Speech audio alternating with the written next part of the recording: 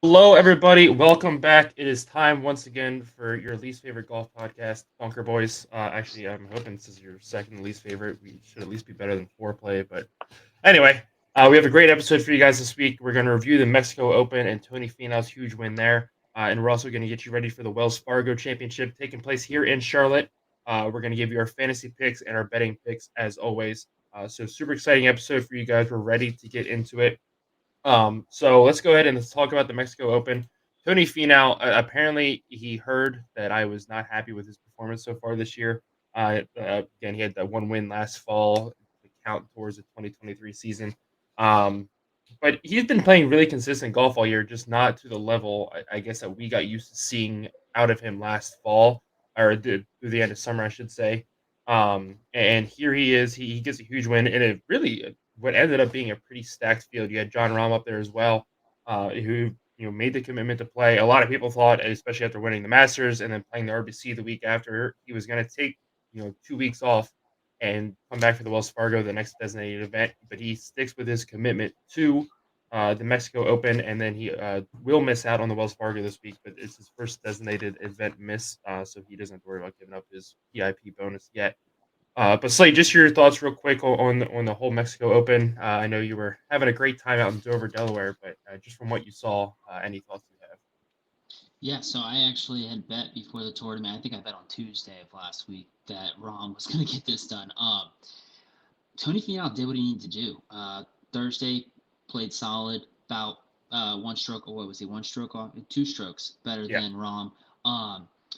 Friday is where he really made the difference maker. I mean, he won the tournament by 3 strokes. He beat Rahm on. Now I know it's not like head-to-head play, but in terms of strokes, he beat Rahm by 4 strokes on Friday, which put him ahead 6 strokes. I mean, of all people that would be able to dig themselves out of that hole, you would think Rahm is one of those top 5 guys that would be able to do that. But I mean, Finau put himself in the most perfect situation he could. And then you got to see. I mean, Rahm went out the next day and did what we would think he would do. He best Finau by 4 strokes and shoots a 61. And then being 2 strokes down, I guess, then going into Sunday, Finau was able to just kind of play his normal game, not really have to worry about it too much, not have to pressure anything, and so ends up finishing 2 better than Rahm there, 3 better in the tournament, and getting the win. But I think that Thursday and Friday is what won this tournament for him. In terms of, we had talked about it last week, and there wasn't a bunch of big name people in this tournament. There was probably 10 names that could definitely win this tournament in my eye. But yeah, I think that Rahm was definitely the heavy hitter, and to go out there and put 6 strokes up on him after 2 days is definitely what needed to happen for Finau, and it turned out great for him. What were your thoughts? So just to back up, so Finau was actually 2 shots ahead of Rahm going into Sunday. But the stigma kind of around Tony Finau and a lot of his performances is when he comes in this Sunday, with the lead, is he plays a little too defensive. And I said the same of Jordan Spieth a few weeks ago at the RBC. When he had that lead, you can see him then shift from an attack mode into a defensive mode. And I feel like that's kind of what ended up screwing him. And again, that's just been Finau's MO. Is he has these leads in some of these tournaments. He'll head into a Sunday and just kind of be like, okay, let's not make mistakes. Let's just do things here and there. And he ends up getting in his own head. And when you're not aggressive to your normal nature on a golf course, you're going to lose a lot of shots and make some mistakes. But he went out there on Sunday, and I'll back up. On Saturday, it looked like coming down the final few holes, he wasn't putting as well as he had all week leading up to that. And a lot of people started to murmur there, and I was listening to the commentators on TV, like, all right, well, here he is. He's starting to get defensive with his putting again. And he's just trying to leg it up there, and hey, let's 2-putt this and get out of here, rather than, all right, I know I can go up there and sink this 10, 12-foot putt in one, rather than trying to to do that in 2, um, and that's what had sunk him before, and it looked like it was starting to on Saturday, but I think him and his caddy sat down, had a little, or didn't necessarily sit down, but, were able to have a chance to take a step back, take a deep breath. He got out of that mindset, finished off Saturday really well, and then goes into Sunday and just played mistake-free golf all day. Played a really good round. Him and Rom were battling back and forth, and the pressure of having world number 1, not only in your final group, but, just standing next to you as you're trying to play, has to play some weight on you, and I know those 2 have a really good friendship, and Rom has talked about that before, kind of saying, "If you're not friends with Tony Finau, like, what's wrong with you?" And so, I mean, it was cool to see them play together, but at the same time, you can see Finau was determined to go out there and get that win. So huge win for him. And again, like I said, he was in the top 5 in the FedEx Cup standings, and he wasn't playing bad golf all year. It just not quite to the level that I thought he would have been playing at. Again, like we saw at the end of last summer, he had what, 3 wins or 2 wins at the end of the summer there, and then picked up another one in the fall. This is his 4th win in 18 starts. So not a bad stat. It's just I thought throughout the spring stretch he would have been playing a little bit better. Maybe picked up a few wins, had a few more top 5s, but clearly he's doing what he needs to do right now. He finished tied for 2nd last year at the Mexico Open, and we saw what that translated to from there. I can only imagine what a win is gonna do for, his summer stretch and, talking about the FedEx Cup playoffs this fall. I'm excited to see where Tony Finau's at in a few months. It's gonna be a lot of fun to watch him throughout the summer. Um, Real quick, just on that also, I just wanted to talk about Tony just as a person. I mean, it was really cool to see him during the press conference say he's a full-time father, part-time golfer. yeah, Um, and then also to see all the pictures and videos that came out afterwards of him playing the par threes with his kids. yeah, It was really cool to see. I mean, the dude just won $1.3 million, beat John Rahm at his own game throughout the week, and like you had said, maybe hasn't had the finishes that were expected, but if you do look at the stats, like you just said, I mean, 4 wins and 18 starts, that's not bad when you stack them up against the other big names out there. Um, yeah. so it's pretty cool to see. Absolutely. Moving on to a story that you and I talked about last week, we had Cartgate over in the Corn Ferry Tour. 2 huge names that were involved in that were Alejandro, I'm going to pronounce this wrong, but Toasty and Wilson Furr.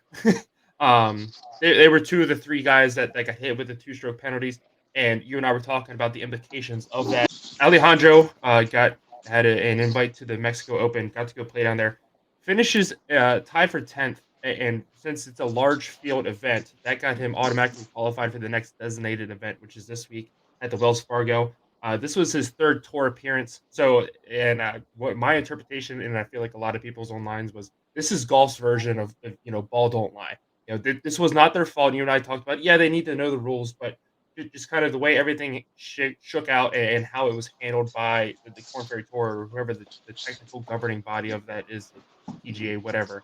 Um, and so he goes out there, he gets a nice paycheck from the Mexico Open, and now he has a chance to go play in a $20 million purse field at the Wells Fargo.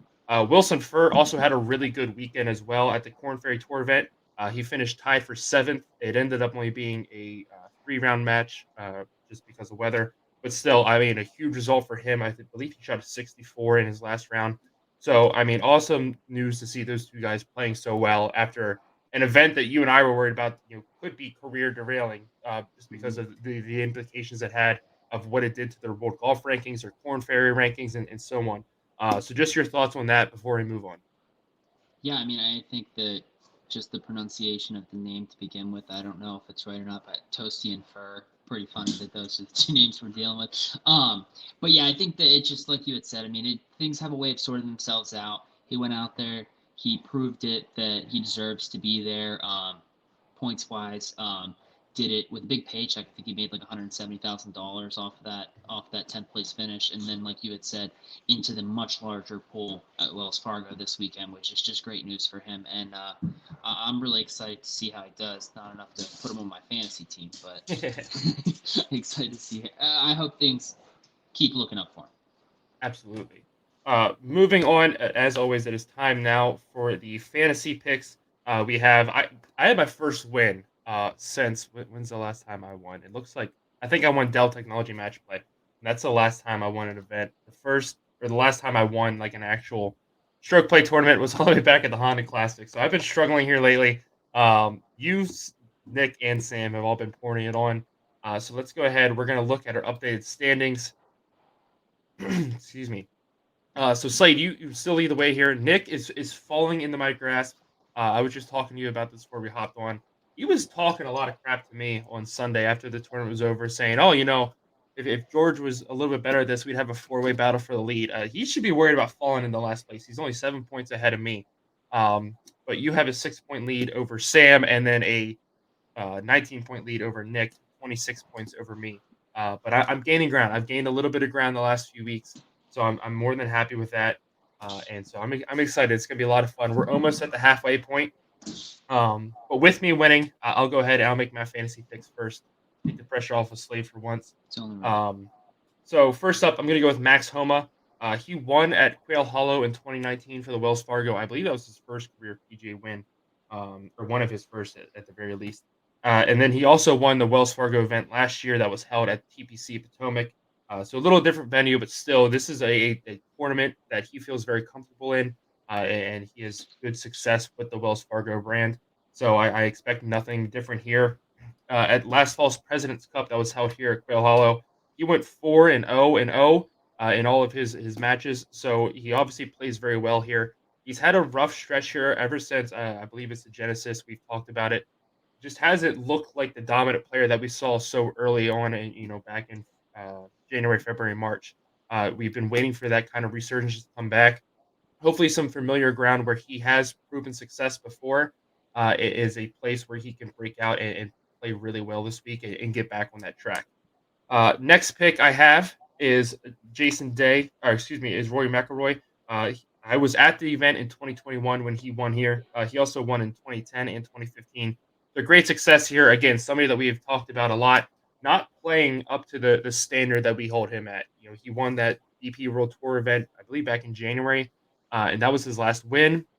He finished third at the Dell Technology Match Play, but missed the cut at the Players. He withdrew from the RBC. He missed the cut at the Masters as well. So not the Rory McIlroy that we're used to seeing. Hopefully, again, just like Max Homa, familiar territory, somewhere that he has won 3 times. It is going to be a nice platform to boost him up and get his summer on a roll here. Next up is Jason Day. Won here in 2018 when the PGA Championship was here in 2017. He finished, excuse me, he won that as well. Or no, he did not. I believe he finished tied for seventh. But regardless, good history here. Has just played so solid to start this year. It's a resurgent Jason Day. He's kind of fallen off since his early spring success.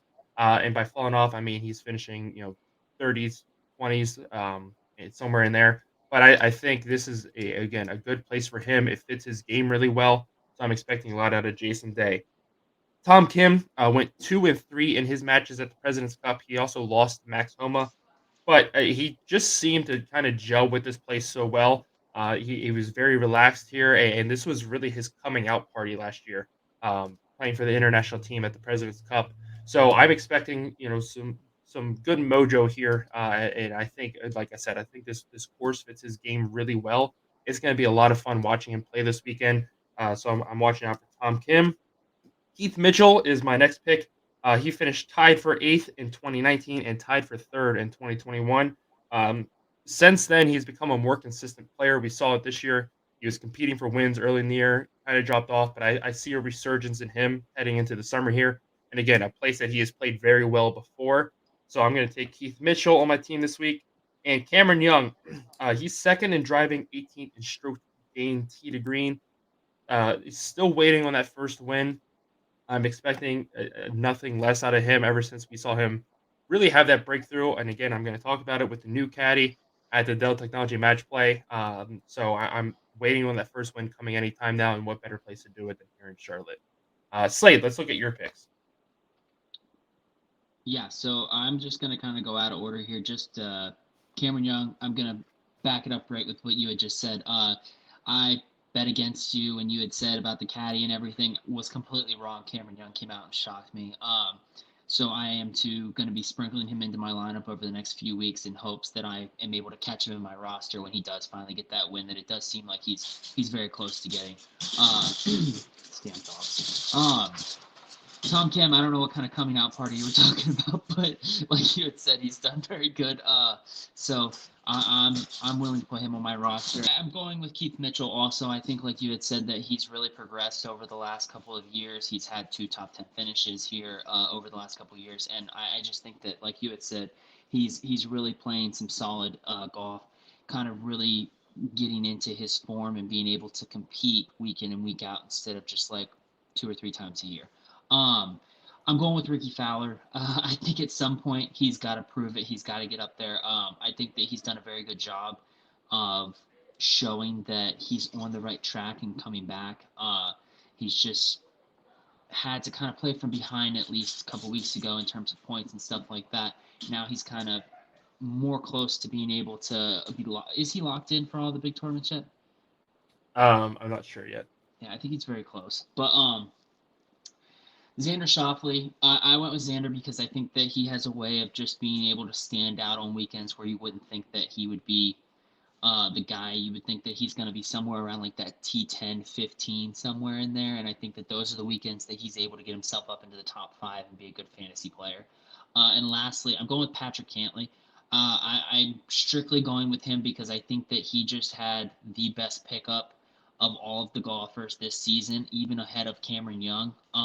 I think that his new caddy is only going to help him. There's not going to be any decline in this, and I think that he's going to continue to perform at the level we've already seen him, and Joe's going to be able to help him kind of fill in the gaps there in those parts that we've seen him kind of struggle with every once in a while.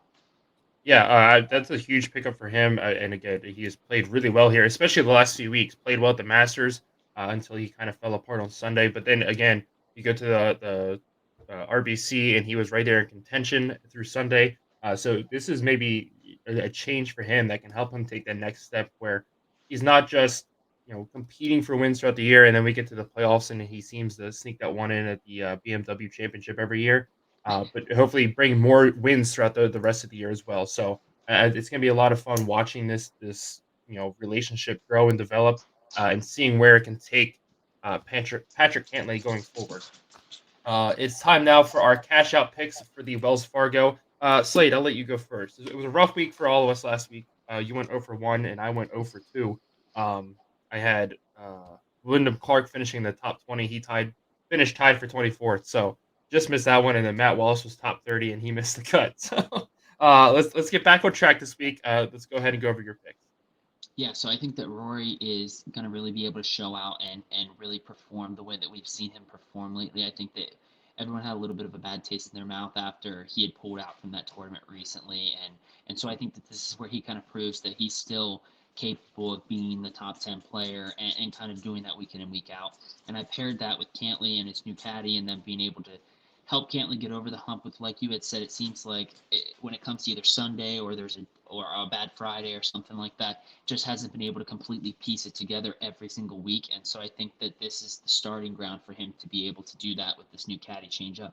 And I think them two at T10 at plus 386 is a good pick for this weekend. My other one is, so I haven't done this one before. I just saw it on there and was like, you know what, he's on my roster. I think that is a decent pick. Top international player. I'm going with Tom Kim at plus 1,000.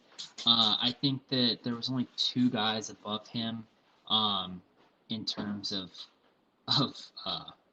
odds, but I just think that he's going to really be able to get up there and place in the top 15, and I think that might be enough to get this bet to cash.